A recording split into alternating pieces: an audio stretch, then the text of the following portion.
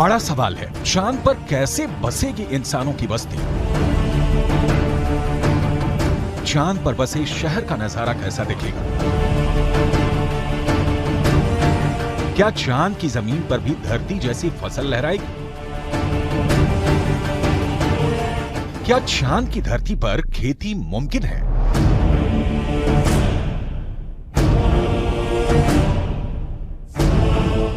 विज्ञान कहता है कि चांद पर अभी इंसानों के रहने लायक वातावरण नहीं है, लेकिन नासा का कहना है कि आने वाले वक्त में चंद्रमा की धरती को रहने लायक बनाया जा सकता है।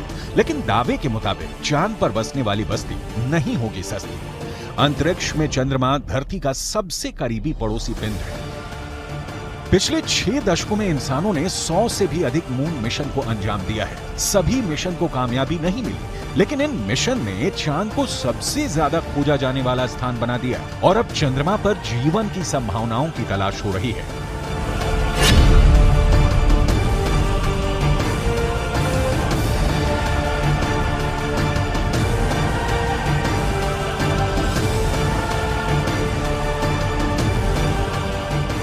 अभी तक चंद्रमा से जुड़ी कई हैरान कर देने वाली जानकारियां सामने आई हैं। दावा किया जाता है कि चंद्रमा की मिट्टी में कई तरह के खनिज हैं। चांद की सतह पर पानी होने के भी सबूत मिल चुके हैं। वैज्ञानिकों का मानना है कि चांद पर जीवन के सबूत भी मिल सकते हैं। संभावना जताई जा रही है कि भविष्य में चंद्रमा पर मानव बस्ती बसाने का सपना पूरा हो सकता है, लेकिन ये काम इतना भी आसान नहीं है। चंद्रमा पर इंसान के कदम भले ही साल 1969 में पड़ गए हों,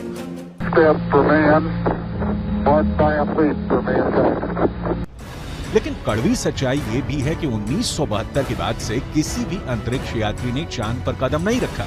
जब से इंसान ने चांद पर कदम रखा है, तभी से वहां इंसानी बस्ती बसाने की चर्चा चल रही है। 1972 से अभी तक 51 सालों में कई मून मिशन भेजे गए और उससे जो जानकारी हासिल हुई, उसके बाद से अब चांद पर मानव बस्ती का सपना जल्द आसान हो सकता है, लेकिन ये बहुत अधिक खर्चीला भी हो सकता है। क्योंकि अगर चंद्रमा पर कॉलोनी शुरू करने के लिए धरती से सामान भेजने होंगे तो ये काफी महंगा साबित होगा। एक अनुमान के मुताबिक सिर्फ 100 लोगों के लिए चांद पर जरूरी सामान भेजने के लिए करीब 1.25 लाख करोड़ रुपए का खर्च आएगा। ऐसे में अगर चांद पर इंसान को रहने लायक बस्ती बसानी है तो सबसे पहले रोटी, कपड़ा और मकान जैसी बुनियादी जरूरतों को पूरा करना होगा, जिसमें सांस लेने के लिए हवा, पीने के लिए पानी, पेट भरने के लिए खाना, हवा के दबाव से लैस रहने लायक जगह और रोशनी के लिए बिजली जरूरी होगी। दावा है कि इनमें से ज्यादातर जरूरतों को चांद से ही पूरा किया जा सकता है। चंद्रयान 1 की मदद से चांद पर पानी होने की पुष्टि हो चुकी है। पानी की खोज के बाद इसरो अब चांद पर जमी बर्फ का विश्लेषण करने में जुटा है। चांद की सतह की बनावट को समझने में लगा है। नासा के मुताबिक चांद के दक्षिणी ध्रुव पर बर्फ है। बर्फ के साथ साथ वहां दूसरे प्राकृतिक संसाधन भी हो सकते हैं। साल 1998 में नासा ने मून मिशन के तहत ये बताया था कि दक्षिणी ध्रुव पर हाइड्रोजन है। नासा का दावा है कि अधिक मात्रा में हाइड्रोजन होने की वजह से वहां बर्फ होने की संभावना है। इसके अलावा चांद के दक्षिणी ध्रुव पर बड़े-बड़े पहाड़ और कई गड्ढे हैं। ज्यादातर गड्ढे ऐसे हैं जहां अरबों साल से अंधेरा है। अमेरिका के नासा के मुताबिक घुप अंधेरे के बीच यहां बर्फ का जमाव हो सकता है। अंदाजा ये भी है कि चांद के दक्षिणी ध्रुव पर अरबों सालों से पानी बर्फ के रूप में जमा हो सकता है। अगर चंद्रयान 3 का लैंडर और रोवर चांद पर बर्फ की मौजूदगी की पुष्टि कर देते हैं तो वहां मानव बस्ती बसाने की संभावना और बढ़ जाएगी। हालांकि इससे पहले भी चंद्रमा की सतह पर पानी होने के संकेत मिले थे। चांद के छाया में रहने वाले हिस्से में पानी के होने के संकेत मिल चुके हैं। वैज्ञानिकों को चांद के उस हिस्से में पानी होने के साक्ष्य भी मिले हैं जहां सूर्य का सीधा प्रकाश पड़ता है। ऐसे में अगर चंद्रयान 3 चांद के दक्षिणी ध्रुव पर पर्याप्त बर्फ होने की पुष्टि कर देता है तो चांद की सतह पर मौजूद बर्फीले पानी से इंसानों की बस्ती और चंद्रमा पर अर्थव्यवस्था के लिए आधार को तैयार करने में मददगार साबित हो सकती है। आइए रसायन विज्ञान की भाषा में समझ लेते हैं कि ये कैसे मुमकिन हो सकता है। रसायन विज्ञान में बर्फीले पानी का रासायनिक सूत्र होता है H2O।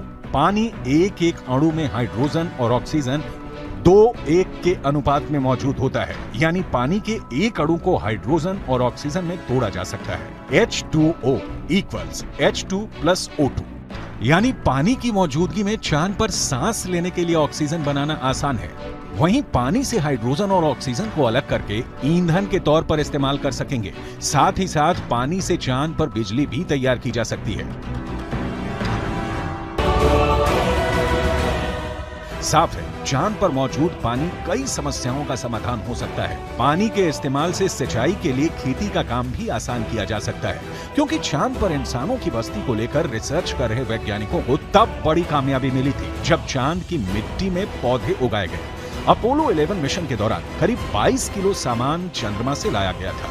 इसमें तकरीबन 50 चांद के चट्टानों के टुकड़े और चांद की मिट्टी शामिल थी। शोधकर्ताओं को इस बात का बिल्कुल भी अंदाजा नहीं था कि चांद की धूल भरी मिट्टी में कुछ उग भी सकता है या नहीं। उन्होंने इसे एक प्रयोग के तौर पर लिया कि अगर अगली पीढ़ी में कोई चांद पर जाता है तो वहां पर कुछ उगा सकता है।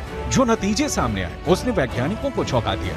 ऐसे में अगर चांद के दक्षिणी ध्रुव पर पर्याप्त मात्रा में पानी नहीं मिलता तो चांद पर बस्ती बसाने का सपना अधर में लटक सकता है।